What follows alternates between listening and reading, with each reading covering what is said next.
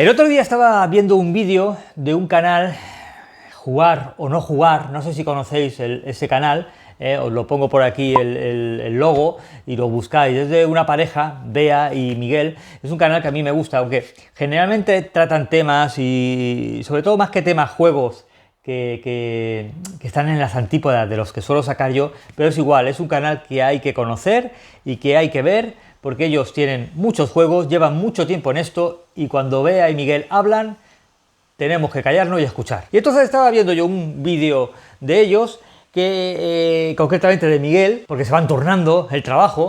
Yo no puedo, me voy a tener que sacar a yo que sé, un becario o algo que me sustituya en vacaciones. Bueno, el caso es que el tema era muy curioso porque estaba hablando de los peores juegos de su ludoteca. Y digo, ostras, qué curioso, ¿no? Porque normalmente sacamos vídeos de los mejores juegos, sacamos tops en positivo, ¿no? Pero él iba a sacar los peores juegos de su ludoteca, pero claro, no era una cosa subjetiva, sino que en realidad a lo que se estaba refiriendo era aquellos juegos de su ludoteca que peor posicionados estaban en el ranking de la Board Game Geek. La Board Game Geek, por si no lo sabéis, es como la gran base de datos a nivel mundial de los juegos de mesa, el equivalente al IMDb de cine. Bueno, pues lo que os decía, se había basado en esa base de datos para ver qué juegos de su ludoteca estaban peor considerados en ese ranking. Digo, qué curioso, qué vídeo más interesante. Total, que se lo comenté, le felicité por el vídeo y me dijo, oye, pues podemos hacer una cosa, ¿por qué no haces tú un vídeo de los peores juegos de tu ludoteca y nosotros hacemos un vídeo de aquellos juegos viejunos que mejor se conservan a día de hoy de nuestra ludoteca? Que es un vídeo que yo hice, concretamente el vídeo que hice antes que este, ¿no? Donde traté, pues eso, los juegos, aquellos juegos viejunos que mejor se conservaban, en mi opinión. Y me pareció una idea muy curiosa. Oye, el que dos canales se intercambiaran los temas. Y aquí está. Voy a hacer hoy un vídeo donde voy a tratar aquellos juegos de mi ludoteca peor valorados según la BGG. Más que peor valorados, sí, que están peor posicionados en el ranking. Así que, Bea, Miguel, me debéis un vídeo contando aquellos juegos de vuestra ludoteca que, en vuestra opinión, eso sí que en vuestra opinión, mejor se conservan después del paso de los años. Venga, pues no me enrollo más, cogemos el ascensor y nos vamos a la cámara de arriba.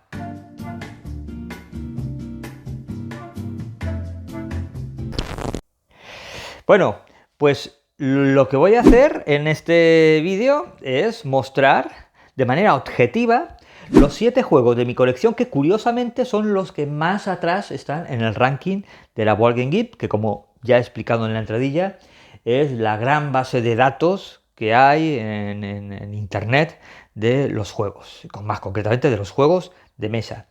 Por supuesto, si tú eres una persona que lleva mucho tiempo en esto, de los juegos de mesa, estarás plenamente de acuerdo conmigo. Esto de los rankings, esto de los tops, esto de las notas, de las puntuaciones, es totalmente superfluo y es totalmente anecdótico y no hay que hacer demasiado caso. Si eres alguien que lleva mucho menos tiempo en esto, entonces cuando más caso generalmente le sueles hacer a estas cosas, pues porque andas más perdido y al fin y al cabo pues es una referencia y en eso puedo entenderlo, pero de verdad que a medida que pasan los años y que te adentras en este mundillo, te das cuenta que ni las puntuaciones, ni los rankings, ni los tops significan absolutamente nada. De hecho, yo personalmente nunca he puntuado ningún juego en la BGG ni en ningún lugar. Y de hecho en ningún juego tengo mi colección, la tengo subida en esa base de datos, ¿no? Para llevar un registro, pero nunca he puntuado en ningún juego, ni he sentido la necesidad de puntuar ningún juego, y me parece, ni hago demasiado caso a esto. Pero me parecía una propuesta curiosa y a mí, una vez que vi el vídeo que os he comentado de este canal, ¿no? De Jugar o No Jugar, me picó la curiosidad y dije, venga, vamos a ver cuáles son los juegos peor valorados de mi colección. Y el juego peor valorado, que peor está en ese ranking de la BGG, es un juego que paradójicamente pienso que lo tiene bien merecido. ese puesto, ¿de acuerdo? Está en el puesto número 26.392 y es el Chulu Dice. Lo tengo aquí, pero no viene en esta bolsita, ¿vale? No viene en esta bolsita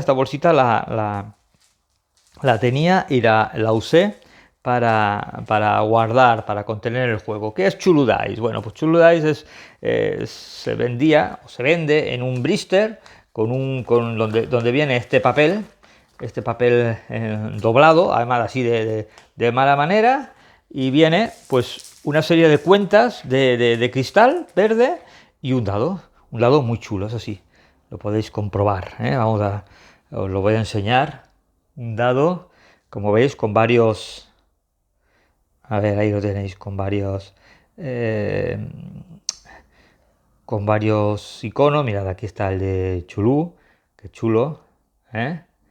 Y viene este dado con 16 cuentas de cristal. Entonces, como veis, ahí tenéis la ficha. Tiene una puntuación de 5,2. Es un juego. Es que juego, llamarlo, es demasiado generoso llamarlo juego. Es de 2010, en realidad es un dado. Steve Jackson, que es su diseñador y que ya había conocido el éxito con dados zombies, pues procuró lo mismo con este dado Chulú, pero vamos, sin conseguir ese mismo éxito, ¿no? Este en concreto es un dado con un negro amarmolado los iconos en verde, pero habían de muchos tipos, ¿no? Los había púrpura, con iconos verdes, o verde, con iconos negros, o, en fin, había mucha combinación de dados, muchas, ¿eh? Más de las que he puesto aquí.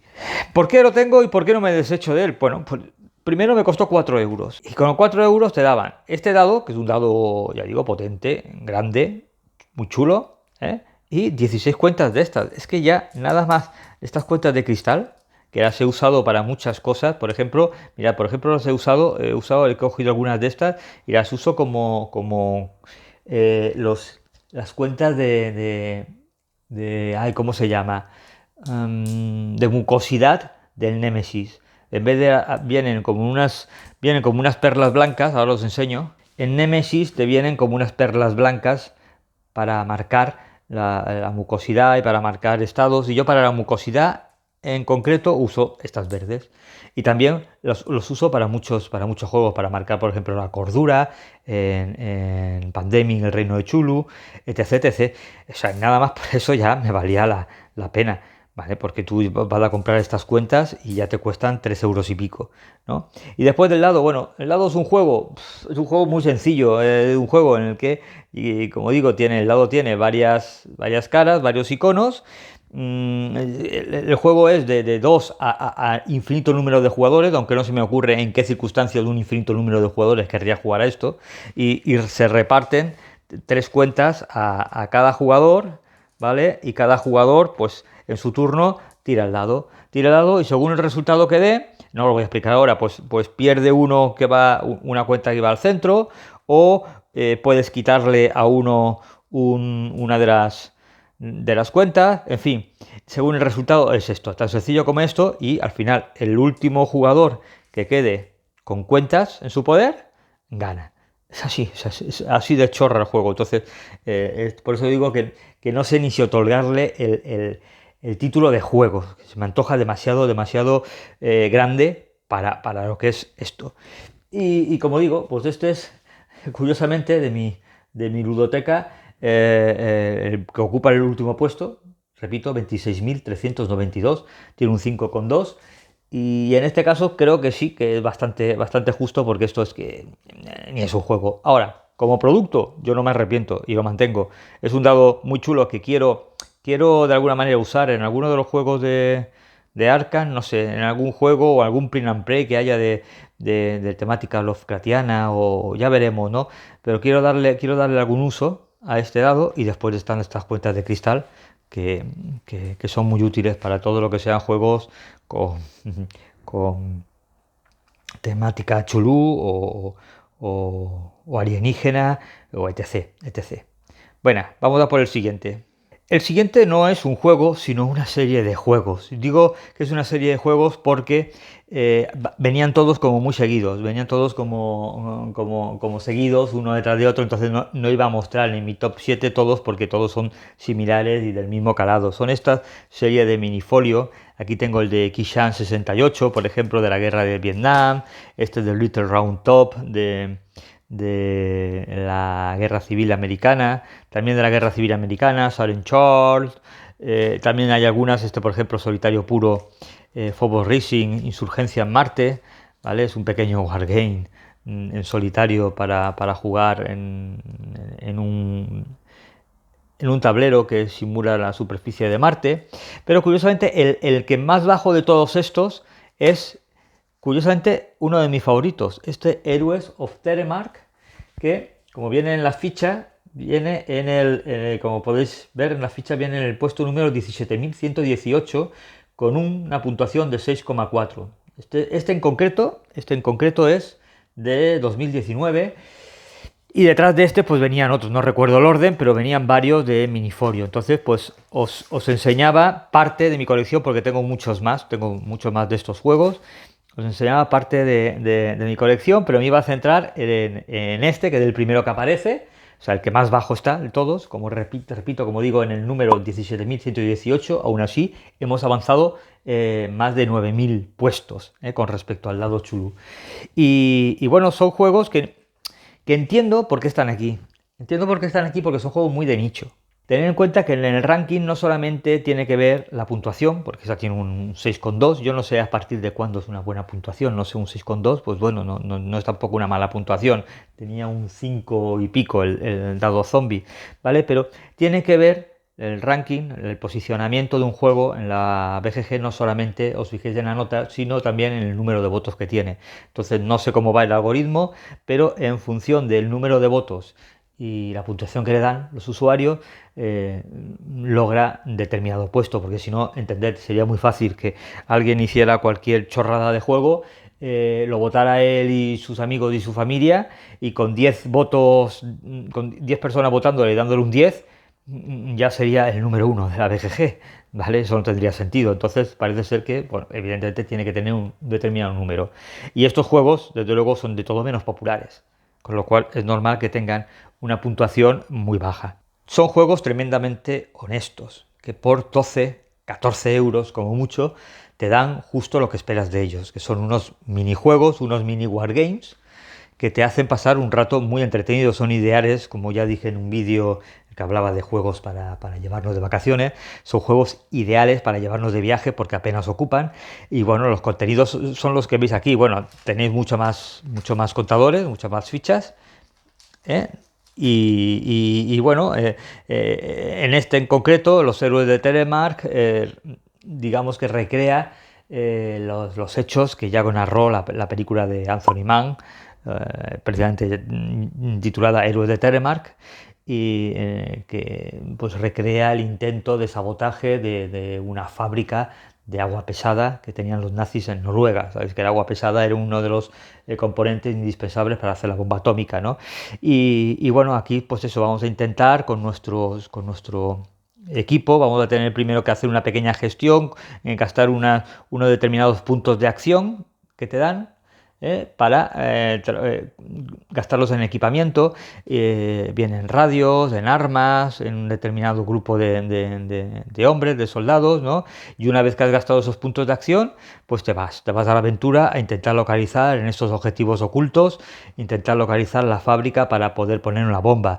Por el camino tienes un mazo de cartas con determinados eventos que vas a tener que asumir y intentar superar.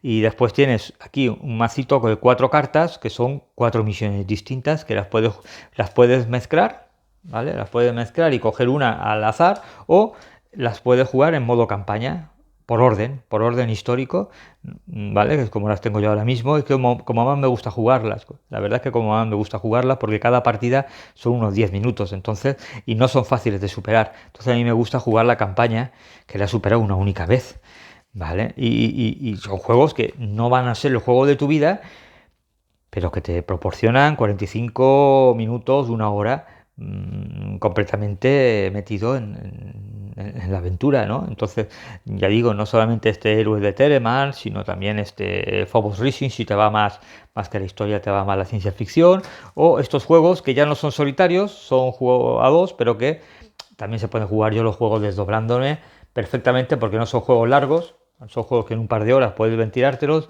no son juegos con un gran número de fichas y ni con reglamentos complicados, pero que aún así tienen todo el sabor de la batalla o del evento que intentan recrear.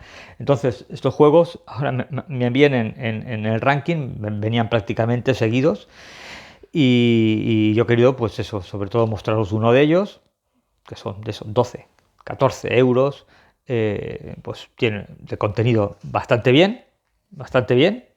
Solamente hay que poner los dados de 6 caras, y ya está, y a jugar. Esto es una 3, o menos de una 3, que después se pliega, se guarda en la bolsita zip, tal que así, y tienes un juego para llevarte a cualquier sitio. Pues nada, este sería digamos, el siguiente puesto, ¿no? Del ranking de la BGG. Ya en el puesto número 17.118. Del siguiente juego poco puedo hablaros porque no lo he jugado. Estoy hablando de este juego, que es de español, Northwest Passage Adventure, las aventuras del paso del noroeste. Es un juego que no compré yo, sino que me regalaron. Me regaló además GenX, me lo regaló porque cuando hice, bueno, entré en la campaña de Kickstarter de Think, este juego que he hablado sobradamente en el canal y que editaba en español GenX, y la pifiaron. Qué raro, ¿no? Hablando de GenX, ¿no? Pues resulta que a los Baker, a los que apoyamos el Kickstarter, nos enviaron la copia, en vez de la copia de Kickstarter, nos enviaron la copia retail. Así que, pues nada, tuvimos que devolverla a la editorial, y la editorial, pues tuvo un detalle, ¿no? Para correspondernos por el error, y nos envió este juego. Pero no he tenido oportunidad, a pesar de que es un tema que me resulta interesante porque está inspirado en los hechos que narra además una serie, El Terror, no sé si la conocéis, ¿no? Que es el intento de lograr un paso por el norte de Canadá, un paso para poder llegar al otro lado del continente americano, ¿no?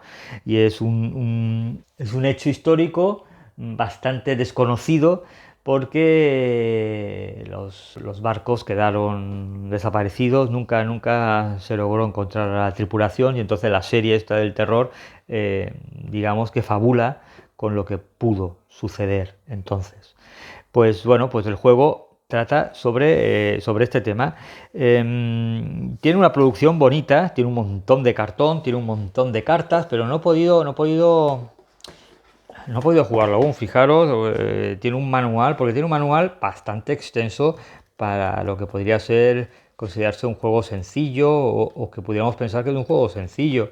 Y después mirad toda la cantidad de troquel que tiene, y además de pequeño tamaño. Esto tiene que ser un dolor destroquelarlo y después organizarlo. O sea, es que me da pereza. Por un lado me apetece, pero me da pereza ponerme, ¿no? Cartas. Las cartas, que también me parecen con un arte chulísimo. Fijaros las traseras, ¿eh? Y después, que no puedo deciros nada porque imagino que son eventos, ¿vale? O efectos especiales, personajes determinados que no sé si puedes escoger para partir de base y con una determinada habilidad. Y pues me parecen un juego con un arte muy bonito. Y lo único que no me gustaba nada, eso sí, ni me he leído las instrucciones, ni me he puesto a destroquerar, ni siquiera a enfundar. Pero lo que sí que he hecho, porque me parecía horroroso, es que los barcos eran pastillas. de madera, pastillas redondas, ¿no? En los 4 colores básicos de parchís, y yo pues me hice, era fácil, por el AliExpress, me hice con unos galeones, como Dios manda, ¿no? Pero es lo único que he hecho con el juego. Lo tengo aquí a estrenar y comentaros que este juego, como veis aquí ahora en la ficha, está en el puesto número 14.023. Tiene un 6,2 y nada, es un juego de un autor español, como digo, del 2012, tiene ya sus años, 14.023 en el ranking y un 6,2. Pero poco os puedo decir, si lo habéis probado, pues ya me decís si os gusta, si no os gusta, si es un juego que no merece la pena. En fin, a mí desde luego de producción no me parece mal. De producción no me parece malo, para nada. Y el tema también me resulta interesante. Vamos con el siguiente. El siguiente es un juego de mi adorada Victory Point Games, The Chosen Few. The Chosen Few narra un determinado conflicto en la guerra de Corea. El 25 de octubre de 1950, cuando las fuerzas de las Naciones Unidas del general Douglas MacArthur se acercaron a lo que habría sido un victorioso fin de la guerra de Corea, pues las fuerzas comunistas chinas comienzan a cruzar la frontera. Y en el noroeste de Corea, el 10º Cuerpo de los Estados Unidos, que como está dirigido por el general de división Ned Almond, fue cercado con sus unidades y fueron incapaces de apoyarse mutuamente. Entonces esas unidades, cerca del embalse de Chosin, o Changjin, como se llama en chino, pues incluían a la primera división de marines y elementos de la 7ª división de infantería. Bueno, pues en este juego nosotros tenemos que aguantar, es casi un defiende la torre, aguantar 3 órdenes concretas que tienen que aparecer del mazo de cartas que tiene el juego. Tenemos que aguantar durante un determinado tiempo mientras las hordas chinas, que vienen en forma de cubitos, van cercándonos, ¿no? y tapándonos la salida. Aquí la bolsita esta negra no viene, ¿no? Aquí es donde guardo los cubitos con los distintos hordas chinas en distintos colores, porque después va a ser un código de colores el que decida qué tropas van a moverse, qué tropas van a aparecer, chinas que ejércitos, ¿vale? Por ejemplo, pues fijaros de aquí, ¿no? Enemy Movement, se mueven los rojos y los púrpuras. Bueno, te da una serie de activaciones para moverte, en fin. Es un juego muy sencillo, pero muy tenso, y es un juego que es verdad que quizás sea de lo más sencillo, de lo más normalito de Victory Point, pero es un juego que a mí me resulta muy atractivo de jugar, muy divertido, muy sencillo, retante, y está en el puesto número 11.615 con una puntuación de 6,7. Es un juego del 2016 y es un juego que, como digo, no me parece en absoluto malo, que es un juego más sencillo de lo habitual, evidentemente años luz de juegos como Dawn of the Dead o como Zulus on the Rampart, pero un juego que yo cada vez que juego también me paso mis ratitos. El manual, que está traducido al castellano, se lee en 3 minutos y te pones a jugar y como te matan en 5, pues fíjate, es casi un filler. Y bueno, este sería el 4º puesto en orden creciente de juegos que se encuentran al final en el ranking de la BGG. Vamos con el siguiente. El siguiente es un juego, es el más grande de los que van a aparecer aquí, y es un juego que me gusta mucho y es un juego que incluso le he dedicado partida en el canal. Estoy hablando de Caster Last Stand.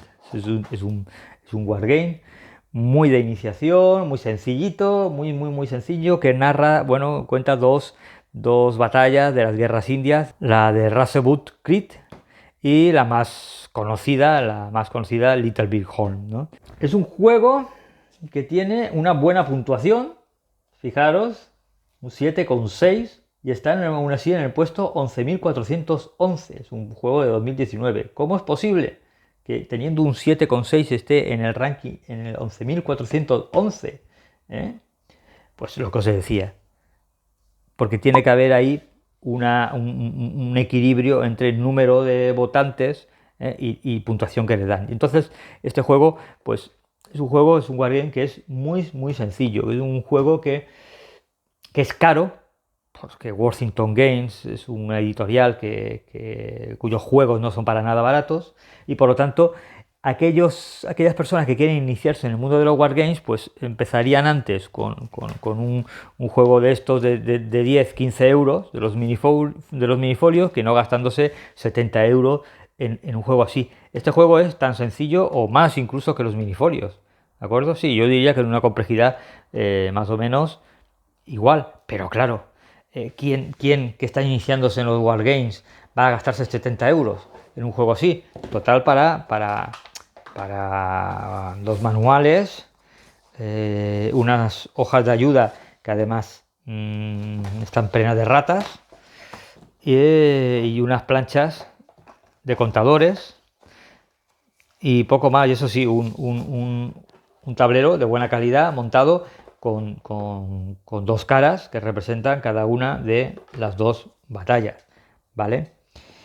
Si eres un wargamero ya de culo duro, pues este juego a lo mejor te resulta excesivamente sencillo y no lo vas a puntuar o no lo vas a comprar. Y si eres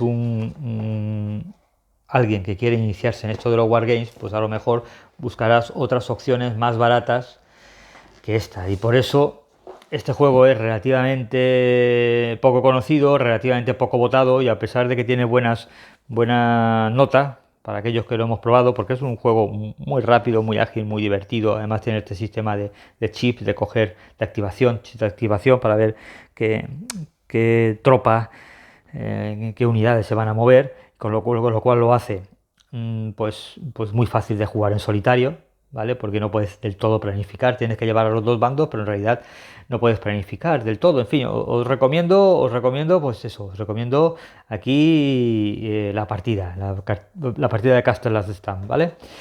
Este juego, pues eso, a pesar de que tiene buenas puntuaciones, no está lo suficientemente votado, suficientemente reconocido, y por lo tanto, pues tiene que comerse un puesto bajo en la BGG, repito, un 11.411. Y vamos ahora con otro juego de autor español, de autores españoles.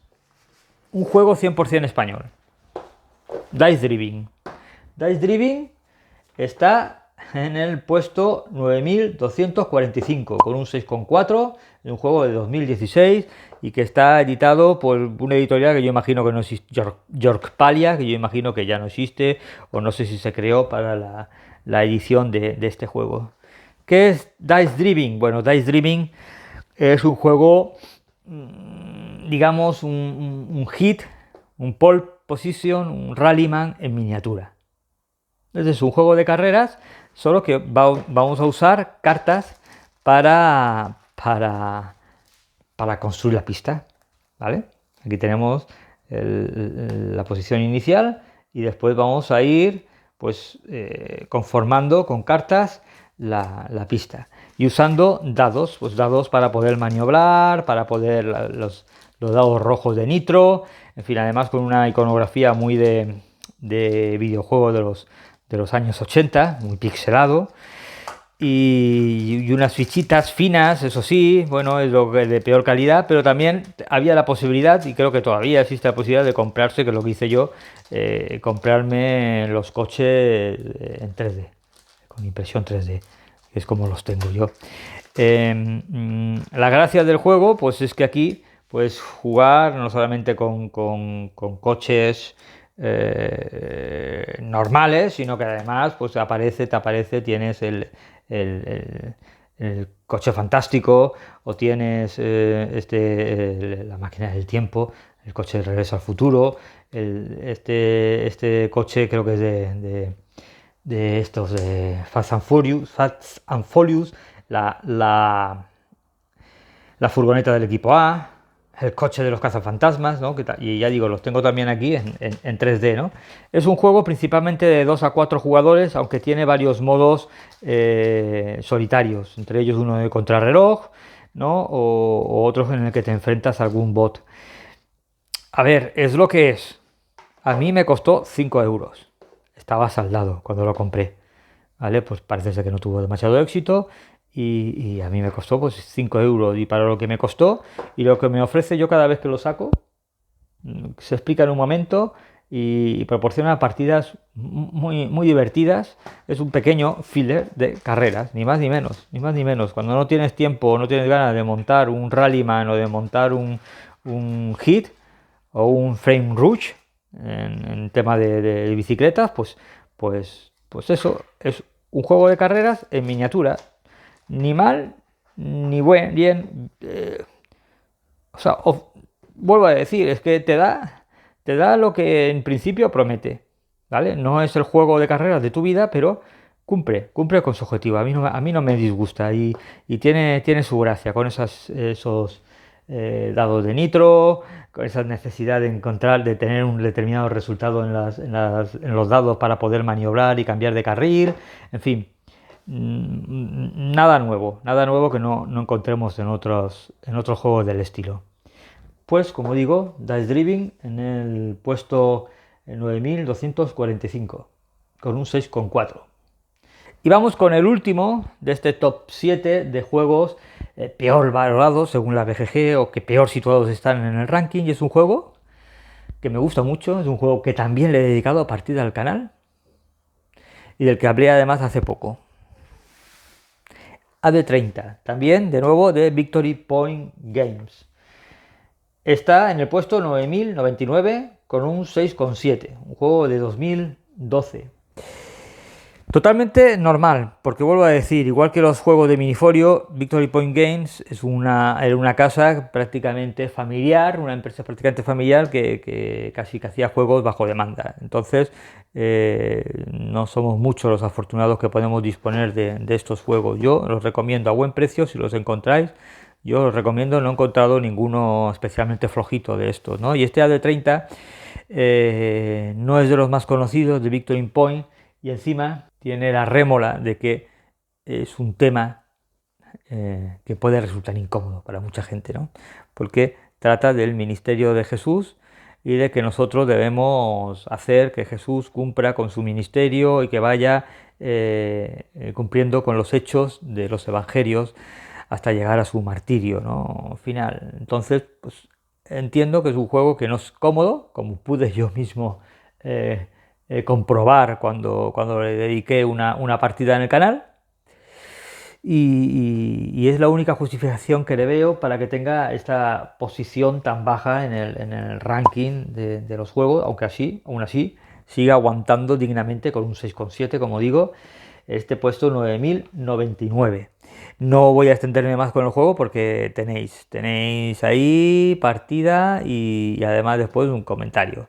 Bueno, y hasta aquí este curioso ranking en negativo de aquellos juegos que peor valorados o que peor posición en el ranking de la BGG tienen de mi colección. Moraleja, estos juegos nunca me he planteado venderlos, pues bien porque son muy sencillos, muy baratos, que no ocupan, ¿no? Pues ya digo, 5 euros. 5 euros de Dice Driving para lo que da, estupendo. Estos juegos son baratos y no ocupan, y te dan, además, porque claro, también por muy baratos que sean, si son una caca, pues oye, pues tampoco vas a comprarlo. Al final lo barato puede salir caro, pero es que en este caso todos te ofrecen lo que prometen. Este de aquí, como digo, no lo he probado, y el Caster Glass Stand es un juego bastante más caro. Pero la moraleja, como digo, que no hagáis caso de las puntuaciones. Estos juegos, curiosamente, nunca han estado en la rampa de salida, y otros juegazos que están en el ranking entre los 100 primeros, pues los he terminado vendiendo porque no me encajaban, porque no me funcionaban, porque eran muy aparatosos y no iban a salir a mesa. Y en cambio, pues estos me resultan resultones y agradables, y me da igual en qué ranking estén. Si es un juego que os gusta, si es un juego que os llena, pues jugarlo con tranquilidad, mantenerlo en vuestra ludoteca. E incluso si es un juego que os llama, por mucho que oigáis, pues comprarlo y probarlo, ¿vale? Pero desde luego, tomar todas estas puntuaciones y todos estos vídeos solamente como una referencia más, pero nunca como ley sagrada, como ley escrita en tablas de la ley. Os agradezco a todos y a todas por estar ahí y cambio y corto.